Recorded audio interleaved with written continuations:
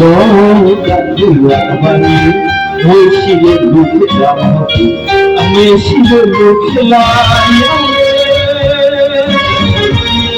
ဝမ်းမအေးတကယ်ဒီနေခါမွေးမြာရမေးချစ်မွေးဝိကထွေးအိုသာနာမျက်နှာလေးကိုကြည့်မနိုင်ဘူး